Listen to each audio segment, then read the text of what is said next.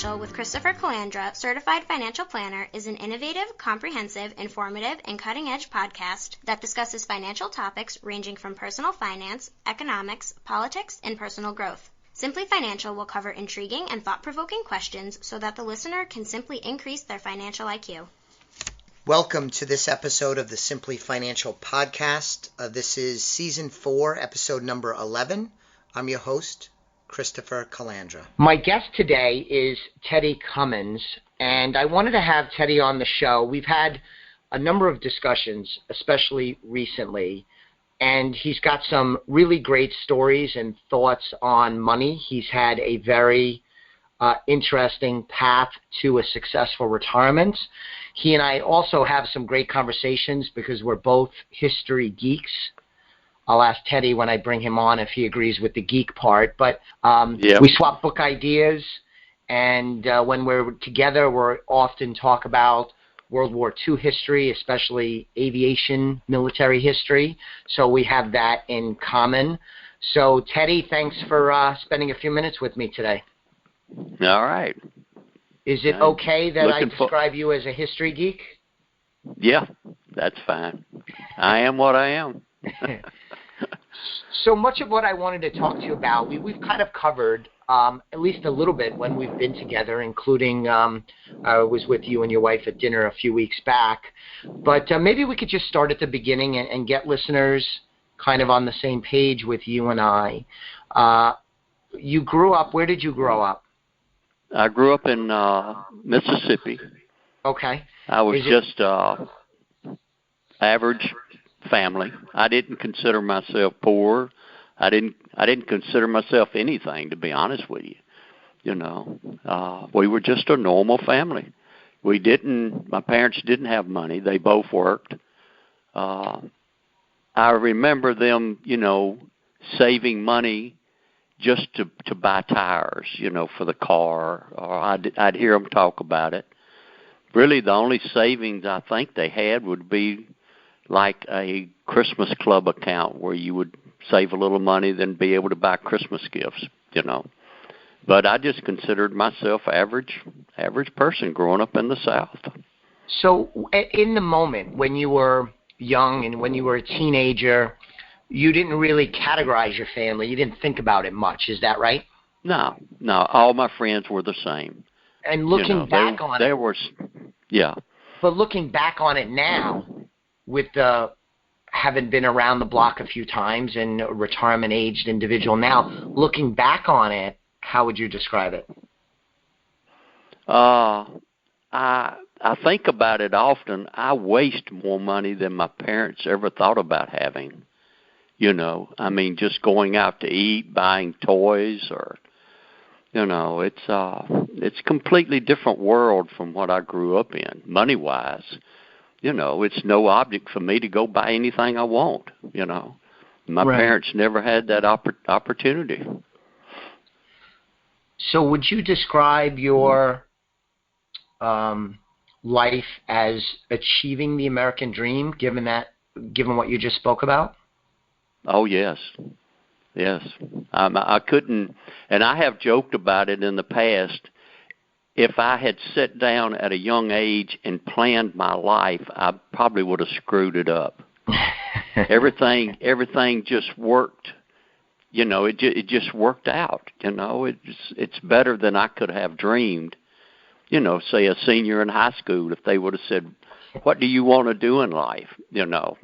If it would have went with what I said in high school, I wouldn't be where I am now. Just the meeting the people, the learning about money later on in life, how to save money, all that. It is a dream. And can I ask you this, Teddy? Because I've never been to Mississippi. I'm a Yankee. I grew up in New York City, and I live in Connecticut. Never been to Mississippi. Did you grow up in rural Mississippi, like farming community mostly? Can you, just because, Yes. again, I'm a northerner, kind of paint a picture for me, kind of where you grew up in Mississippi? Yes, it was a rural community. Our school, they call it a consolidated because it was You know, kids from all over the county would ride buses to the school. You know, it was a small rural town, you know, but we didn't know any different, you know, other than going in the library and reading a newspaper or something. We didn't know how other parts of the country lived. We were just, to us, we were normal. And Teddy, you mentioned a moment ago about your parents perhaps saving for something like tires. In thinking about your upbringing and what you've accomplished financially over your lifetime, achieving the American dream, can you think back to what you learned about money when you were growing up? No, I didn't have it. The only thing I can say is when I did get out of junior college and get a job, I bought everything I could charge. You know, I guess I had felt like I had done without growing up. And just as soon as I got on my own, I charged and bought everything I could. You know, it was wrong, but I guess having to do without at a young age, just as soon as I got on my own, I'd ask my wife, can we afford it? And she said, yeah, charge it, you know. So debt was not, do you know if your parents used debt? My mother saved on absolutely everything. I mean, I can tell you stories of how she would freeze her SOS pad to make it last longer. You know, she was a penny pincher, and my brothers and I talk about it. You know, I guess because she was such a penny pincher, we are just the opposite. You know, if we see something we want it, we go buy it. You know, so. All right. And so you mentioned now you get out of junior college, you said, and you had this kind of pent-up demand. You're making some money, and you had gone without. And right. So when did that phase end, and how did it end where I assume it occurred to you that you were not managing your money wisely, because the Teddy I know is not really going to be attracted to debt and living above your means. So can you walk me through, as a young man and a young husband, how that change came about after you went through this phase of charging? My first wife and I were married, I think, 13 years, and we got a divorce, and I was very bad in debt. But I learned that the material things in life mean nothing. You know, the motorcycles, the cars, the shotguns. You know, once you lose all that and you stop and look at the big picture, that stuff doesn't mean anything.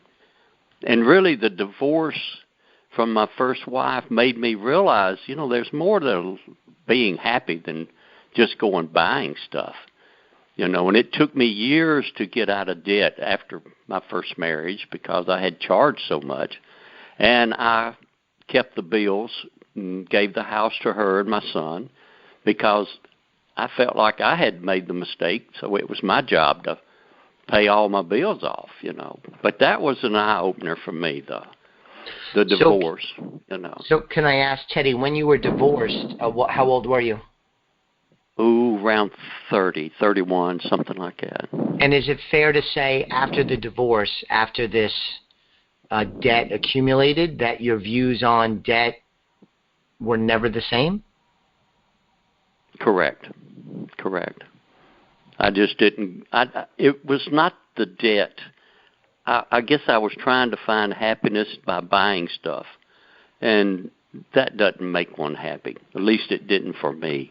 You know, I still at the time after my divorce, I didn't have money, and I still wasn't wise as far as saving money.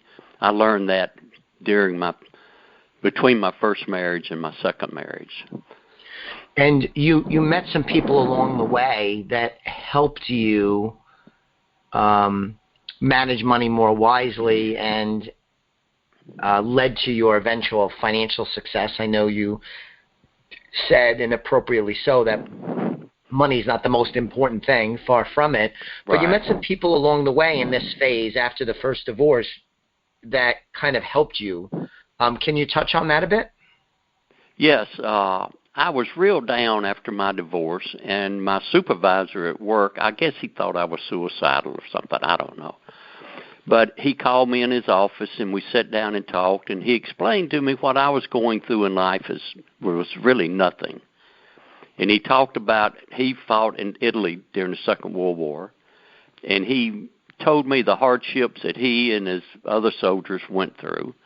And he suggested I go read a few World War II books and let me realize how tough life can be. So I started reading World War II books, go to the library, checking them out. And in the meantime, I was finding veterans, local veterans, and talking to them. And a friend of mine mentioned that there was a man downtown that flew P-47 Thunderbolts during the war. So I made an appointment on an off day to go down and see him, and he just happened to be a broker. But I didn't go in thinking about money. All I was wanting to talk about was the war. But while we were talking, I had an envelope in my pocket, and it was a savings account I had started at the bank for my son's college. And after we talked about the war, he asked me what was in my envelope, and I told him. And he started explaining mutual funds. He was big in the Putnam firm.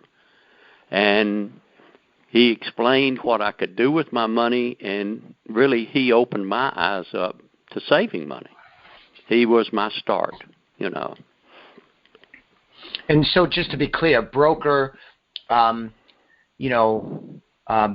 in previous generations, instead of using the term that's more common today, like I'm a certified financial planner, typically we'll use the term financial advisor. There's different terminology in my industry, Teddy. But at that time, stockbroker was the more common term, because I wanted to point that out for listeners, because today, usually broker would be more like a mortgage broker, and the stockbroker terminology is kind of fallen by the wayside. So he Now, that's what I called him. He never called himself a broker. To me, I mean, I didn't have any knowledge of money or anything. But to me, he was, hey, this guy's a broker. He buys stocks, I mean, I was very ignorant. And that's the reason I called him a broker, because I didn't know any better, And so did he, so you invested money with him? Yes. He got me into mutual funds. And once I started saving money, it became a game. I wanted to see how much I could save, and I could learn about investing, and it just skyrocketed from there, So, did he educate you? Yes. Yes. So he was a good He was a good teacher and coach. Yes, it was so. I have told this story before. About this time, my father retired. And I had been investing for maybe a couple years, and I went to see my father, and we were talking, and just jokingly, he said, "Can I borrow some money?" And I said, "Yeah, what for?" And he says, "I got to pay my taxes on my 401." And I asked him, "Where do you have your 401?" And he said, "In the bank." I said, "In the bank?" And I didn't say anything, but I went home and thought about it, and I called my parents. They lived about 45 miles away. And I said, "Y'all have a appointment with Mr. Harding tomorrow at 10 o'clock, which was a lie. But they said, "Okay, we'll be there." Well, then I called Mr. Harding. I said, "My parents are going to come there and talk to you." My parents knew anything. They didn't know anything about saving money or investing. And after I don't know how long they talked, I wasn't there. But after they talked to my broker, as I call him, Mr. Harding, they went back to their hometown and found an advisor or whatever there, and they got my father's 401, put it in different mutuals. They, at the time, were drawing out 0.5% a month to subsidize their income. And that got my parents involved in savings. You know, they 65 years old and knew nothing about it. You know, our family we were ignorant to saving money other than a savings account at the bank. Very good. So your interest in history comes from a little bit of a low point in your life, and by looking at history, military history in particular, it was sort of inspirational for you in terms of appreciating what others sacrificed and the hardships, so that then it became easier for you to have a positive outlook. Am I overstating that? No. If you think, if you think your life is hard, or you're going through some bad times, just pick up a book and read what other men have done, other women. You know, I mean, believe me, you don't have a hard life. You know, to me, it's like going to a hospital with an ache. Then you just walk down the hallway and look at the people in there that really have problems. You realize you're not in the pain you think you are. You know, there's always somebody that has sacrificed more than what you have, and it just makes you realize, you know, you got a great life. Don't bitch. You know. So I'm curious though, because clearly now you're not at a low point like you were back then, yet you're still interested in military history. You still read a lot. You enjoy talking about the topic. So you still get that out of reading military history today, or has your interest in reading about that topic changed over time? I'm just curious. I don't read it, I guess, as much now to realize their hardships. You know, it fascinates me what people went through, especially during the Second World War. But it's just fascinating how. And I have said it before, I can read books about a German soldier, and the second chapter, I forget I'm reading about a German. His feelings were the same as the Americans. It's really unreal, you know, what people went through back then. Very, very good. I want to talk next, change gears a bit. You get married second time, right? Correct. And you're working, and you're wiser with money, and you're getting closer to retirement. And could you share with me a little bit of you had some decisions to make regarding your career and where you wanted to live, and you ended up moving to Florida. So can you take me through a little bit of that phase of your life, what you were thinking, and some of the big decisions you made during that time? Well, the town we lived in was very poor, and poverty breeds crime. I mean, that's just a fact of life. And I could see my hometown, the town I was born in, I worked in my whole life, my wife the same way. I could see it declining, and I knew years and years ago that there was no way I could retire. You know, I couldn't retire from work and just stay at home. I was going to have to move.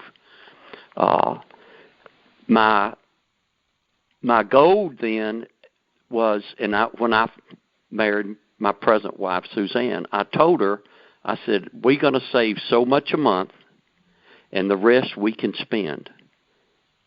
Saving was my number one priority. Once I had saved X number of dollars that month, then we could go out and eat, you know, buy a car, whatever. But saving was the number one. And she went along with me. She didn't understand it. And it was kind of funny. I would take motorcycle trips with the guys at work, and I would write on a piece of paper where the money was in case something happened to me, because she didn't know. She didn't care. She kind of left that up to me. And, savings was, and it was funny because it wasn't just me. After I had met Mr. Harding and started saving, men from work would call me over and ask me about saving money. And even my superintendent called me in the office one day, and I was wondering, what have I done? Well, I get down there, he was thinking about retirement, won't know where to put his money. Hell, I was the genius. Hell, I barely can read and write, but I knew more about the guy than the men I worked with. And at night, I would open the paper up at work, and I'd say, oh, I made X number of dollars today. And they would, oh, you can't do that. But I ended up getting, because of my relationship with Mr. Harding, the broker, I passed it on to other guys at work. It was just, I guess, our culture. We never were taught money, how to save. But once you learn, and it's a good feeling. It's a good feeling. I tell a story. A couple years ago, a young guy he works. Everybody in my bicycle club is retired, but this young guy would show up on Saturday. He's a worker, and he asked me one day about saving money. And okay. I was sitting there talking to him, and everybody was standing around, and one was a financial advisor, retired. But I told him, I says, the only thing you need to do is get in the habit of saving money. And I says, you can do it different ways. By some banks offer, have a financial service, and they can have an automatic draft come out of your checking account. I said, there's a million ways you can do it, but just start saving money, get in a habit, and then once you get in that habit, then you can find you an advisor, and you will learn how to save. And 2 years later, he comes up and thanks me, Really? Yes. And this guy he's an endocrinologist. What is it? The one that does root canals. Okay. Yeah. But he didn't know how to save. So it's amazing at the people that don't know how to save money. Yeah, and how young is this gentleman? I mean, he was not like a 20-year-old, right? No, he's probably late 30s, I'm guessing. All right. And I'm just curious, the retired advisor that was with you, is that our mutual friend Dean? Yes. Okay. Yes, all right, but cool. He didn't say anything. Yes. He just sit there and listened to me give my spiel about, just get in a habit of saving money. And, once you get some money, then you will get interested in where to invest. It's a learning deal. I said, the main thing, you just got to learn how to save. That's your starting point. And once you get there, the rest is easy. Yeah. There's you, and there's millions of people out there that will help you. But if you don't learn how to save, that's the number one deal, So, all right. And after I did tell him that, and we kind of separated, a couple people come up and says that was good advice you gave him. Yeah, it was.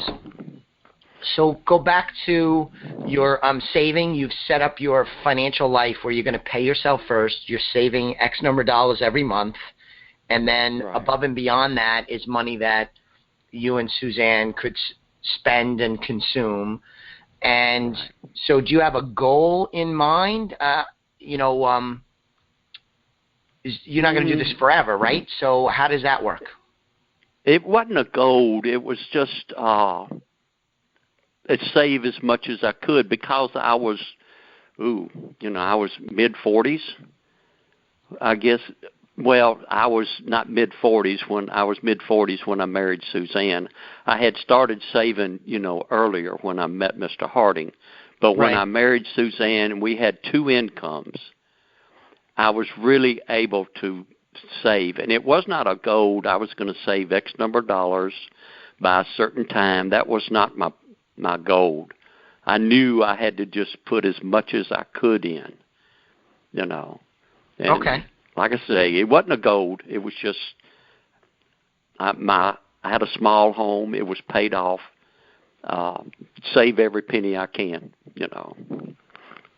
Now you're saving money, everything you can, and are you still enjoying life, or? Oh yes, no. I was drag racing at the time. We had 3 motorcycles. No, I enjoyed life. Don't get me wrong, but saving the money was the priority. Okay. You know, once I had had my 401 at work. We had savings at the bank, and had some mutual funds. Then we had just savings accounts where we would save money. Then we would transfer them into Roth at the end of the year. But no, we enjoyed life, believe me. Good. Because to some people listening perhaps would say, oh, saved everything they make. That means that they didn't enjoy life or have fun or they missed out. Like I say, we had 3 motorcycles. I drag raced. I took like trips all over the United States. No, I enjoyed life. Beautiful. And so again, moving along, you end up leaving Mississippi and moving to Florida, to the Villages. So can you walk me through that? I had an uncle that lived in Virginia, and his wife had arthritis, and the weather up there was getting her, so they ended up moving to Florida. And he would call and laugh. He would always, what's the temperature? Well, it was always hotter in Mississippi. The humidity was higher. And he would always brag about the Villages, and there's a dance every night on the square. And he would just go on. And finally one day I told my wife he's lying. We're going to go check it out. So we got on the motorcycle, and we come to Florida. We spent a week, and every year we took our vacation, we would come to the Villages and rent. It was a Disney World for adults is the way I described it. Right. You know, it's just you can't describe living here. Anything you want to do, anything, it's here. So then we had a goal to one day retire and move to Central Florida, North Central Florida.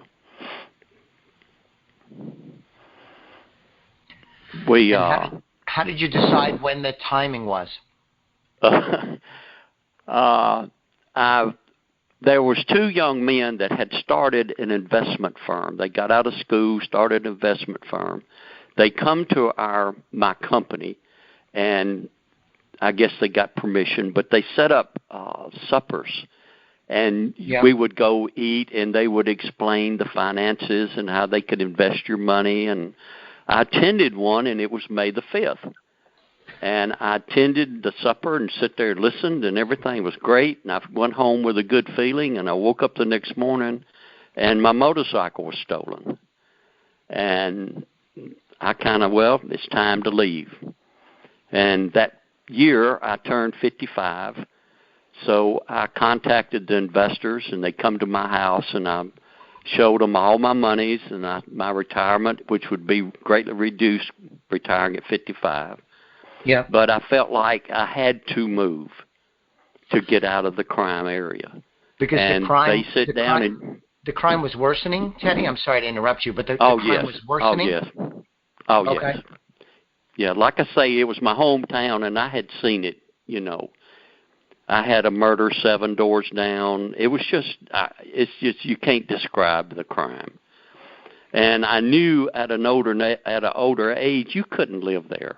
When you're young, that's one thing, but when you get up in years, there weren't any doctors. It was just crime-ridden, you know. It was a sad situation. But after talking to the 2 advisors about my money, we felt like we can retire, take my early retirement, move, and I knew I was going to have to work. It was the scariest thing I had ever done. I'd worked the same job for 33 and a half years. My wife had never moved further than 7 miles from her home. So for us to move was a big deal. But did you have to convince Suzanne about moving from Mississippi to Florida, given that you both had such deep roots there? And well, she come home from work one day, all upset. A lady, she worked for an accounting firm, and one of the ladies that she worked with had gone home, and they had broken her house and stole everything.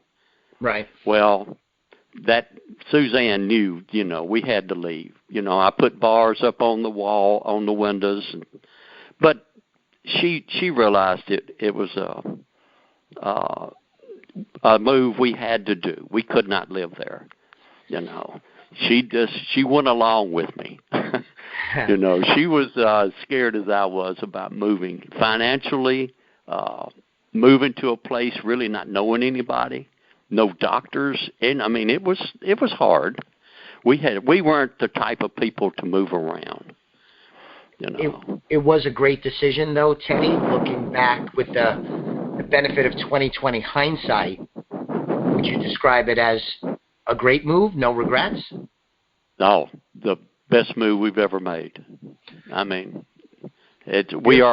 We do have a lot of family members that are 750 miles away, but for us, we don't even know where else would we go. We had to move, and here is just everything we want. So today you're retired, and how long you been retired now? Well, I retired early at 55. I worked 40 hours a week for a few years. I don't really know how long. Then I went to 30 hours a week. Then I went to 20. Then I went to 10. Then I said, oh, to hell with it, just quit, So I did retire at 55, but I did work a few years full time. Okay. On the golf course and different things, but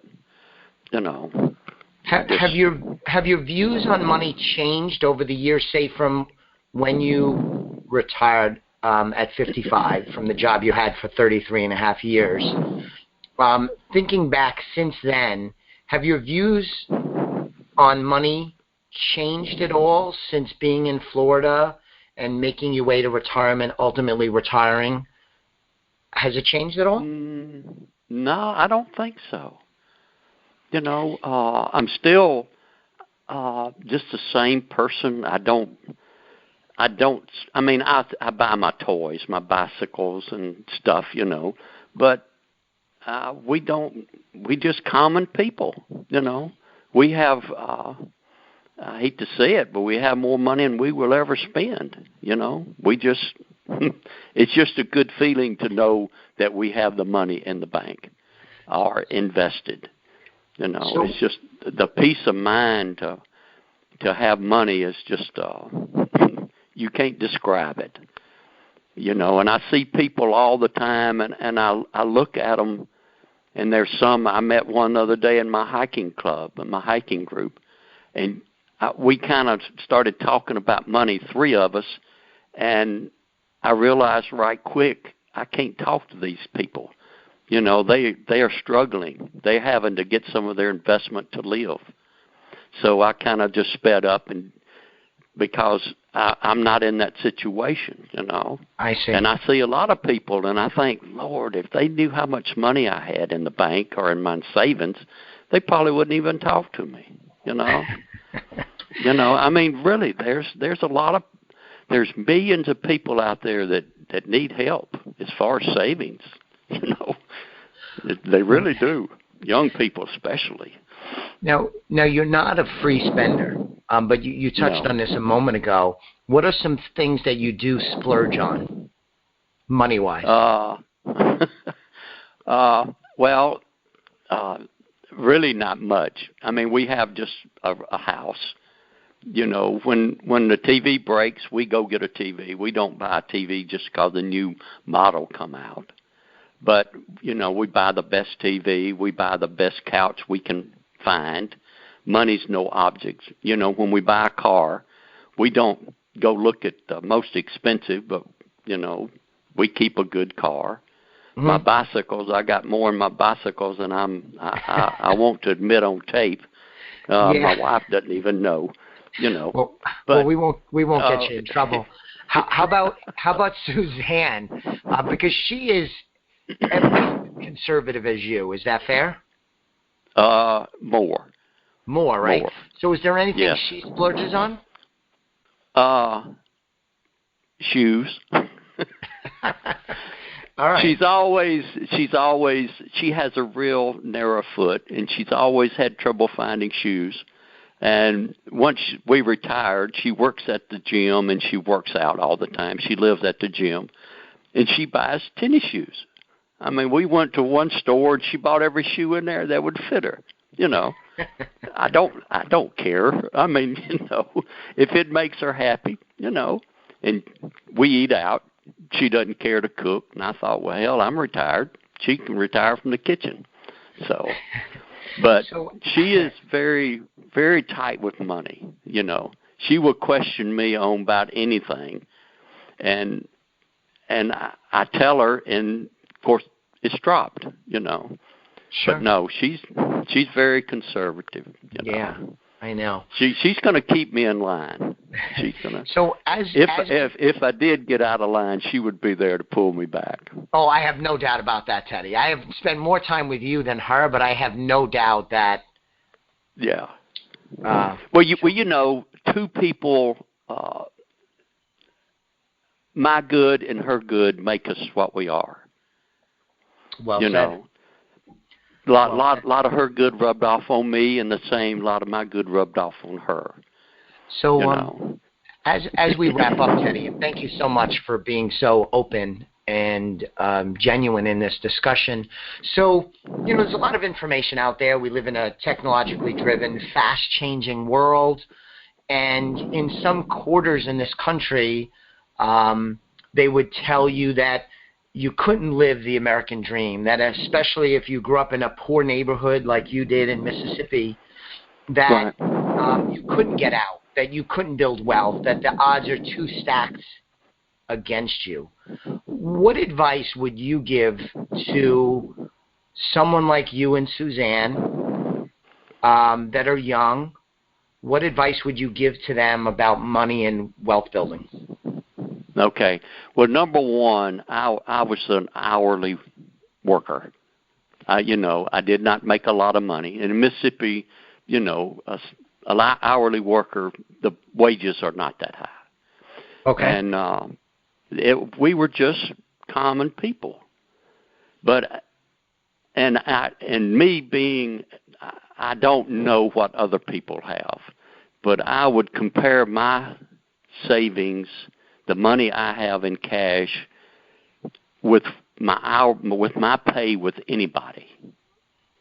I mean, I have friends and kinfolk that make gobs of money, and I doubt very seriously if they have much more than I have.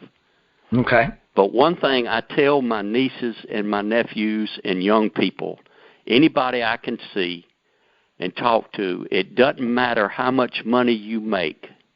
The only thing matters is how much you save. You know, if you're a doctor making, I don't know what a year, and you don't save, you're not as well off as the man making $10 an hour that saves $20 a week. The only thing matters is what you save. And the peace of mind you get for being financially secure, you can't put words on that. I mean, you can't describe that. Yeah, I think that's a powerful point, Teddy, the peace of having financial security. And it's not necessarily tied to how much, but just having that peace and contentment and financial security is such a powerful feature of living a good, healthy, fulfilling life. And I think you expressed that beautifully. Thank you. Well, I watch TV and there's commercials. They sell a plan. If your car breaks, you have this warranty type deal, and they fix your car. Then there's one for your appliances at home that you pay this so much money, and if appliance breaks, they fix it. And I look at that, and it's so sad because they're selling to people that don't have enough money saved up to repair a car or to replace an appliance. And the world is, I don't know where in education, I know I didn't learn it from home or from school, how to finance, how to save money, financial. It needs to be taught, but I see it on TV and it just makes me realize that there's more people that aren't financially secure or can even have enough money in the bank to live a week without a paycheck. Yeah. And it's sad. It is sad. It's sad. It is sad. And I joke to my son, he's financially secure, and I joke and something to be said about money, and I said it's a horrible problem to have, ain't it? Just joking, Yeah. What are you going to do with all your money, Well, yeah, it's funny you say that because, a lot of times, for example, clients will say, is there a way we could cut down on all these statements? Because it's a regulated world we live in. There's a lot of disclosures and stuff like that. And I will joke with them that, well, that sure is a high-quality problem because somebody that doesn't have any money isn't getting any statement. Hey, my wife does the same thing. We open the mailbox and we have statements from you and different. And why are we getting all these? And I said it's the law. They have to send them out. Yes. But I said don't gripe. Yes. Yeah. And it's a good feeling to know that no matter what happens to me, we have enough money that will take care of my wife, or if I have to go to a home, that. At the age I'm at now, that's the good feeling. Beautiful. She's going to be taken care of no matter what. I'm going to be taken care of. That's the peace of mind we have. Beautiful. Well, thank you for sharing your journey. It's very impressive, the achievement of the American dream, and such a peace and contentment when it comes to money and finance. We could do much worse than follow your lead. So thanks for joining me. If you're a listener, please go to www.elliottwealth.com where you could get more information about my work as a certified financial planner and the team we have here that helps our clients win with money and increase their financial IQ. If you're not a client, you could sign up for a complimentary initial consultation. Additionally, please subscribe to the podcast. That would be great. Thanks again, Teddy. I'll talk to you soon off air. Thanks. The views expressed are not necessarily the opinion of SagePoint Financial Incorporated and should not be construed directly or indirectly as an offer to buy or sell any securities mentioned herein. Investing is subject to risks, including loss of principal invested. Past performance is not a guarantee of future results. No strategy can assure a profit nor protect against loss. Please note that individual situations can vary. Therefore, the information should be relied upon when coordinated with individual professional advice. Please note the information being provided is strictly as a courtesy. When you link to any of the websites provided here, you are leaving this website.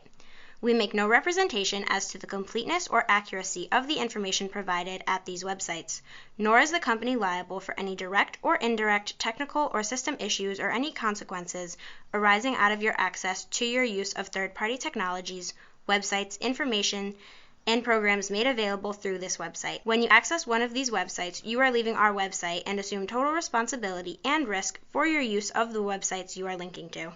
Securities and advisory services are offered through SagePoint Financial Incorporated, member FINRA SIPC. Insurance services offered through Elliott Wealth Management, LLC, not affiliated with SagePoint Financial.